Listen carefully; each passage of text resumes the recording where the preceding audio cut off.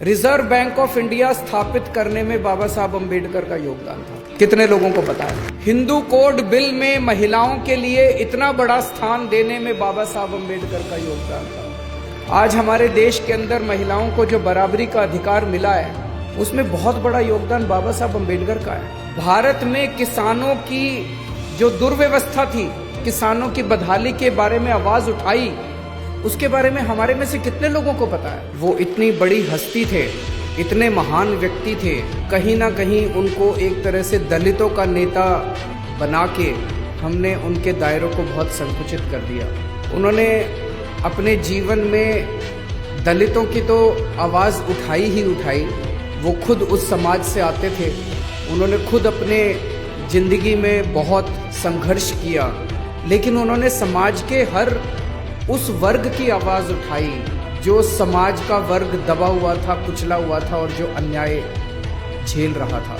उनके जीवन से सबसे बड़ा मैसेज ये है, एक गरीब परिवार में पैदा हुए, गांव में पैदा हुए, वहाँ पे उन्होंने बचपन में जिस तरह से छुआछूत झेला और जो गरीबी झेली, उस जगह से निकल के, और ऐसे समय में जबकि पढ़ना लिखना कितना मुश्किल होता था, उस समाज के लोगों को स्कूल में जाना कितना मुश्किल होता था। अच्छे अच्छे घरों के, अमीर घरों के बच्चे भी उतना नहीं पढ़ पाते थे।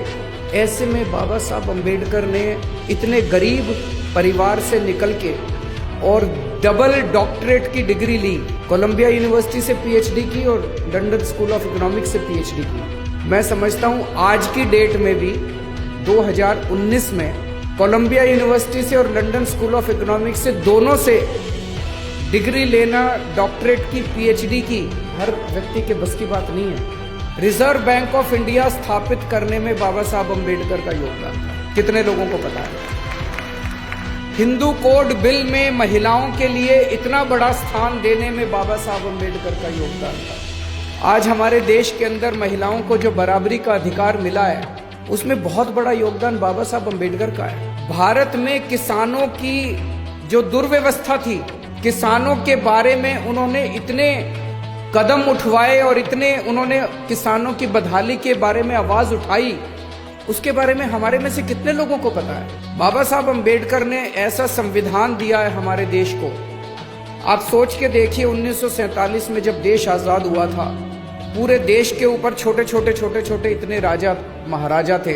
सरदार पटेल ने देश के अंदर घूम घूम के सारे देश को इकट्ठा किया, एक भारत बना।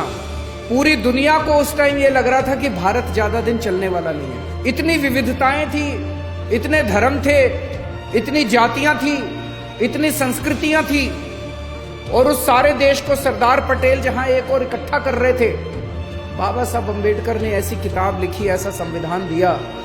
पूरी दुनिया को लग रहा था कि थोड़े दिन के बाद भारत के टुकड़े टुकड़े हो जाएंगे, भारत अलग अलग हो जाएगा, सारे लड़ मरेंगे। लेकिन बाबा साहब अम्बेडकर आज 70 साल के बाद भारत अलग होने की बजाय धीरे धीरे भारत एक होता गया है। हम सारे लोग एक होते गए हैं, भारत इकट्ठा होता गया है। और ये इस किताब की वजह से है, जो संविधान बाबा साहब अम्बेडकर ने इतना खूबसूरत संविधान लिखा, जिसमें सबकी एकता की बात है, सबकी आज़ादी की बात है, बोलने के अधिकार की बात है, सबकी बराबरी की बात है, जीने के अधिकार की बात है।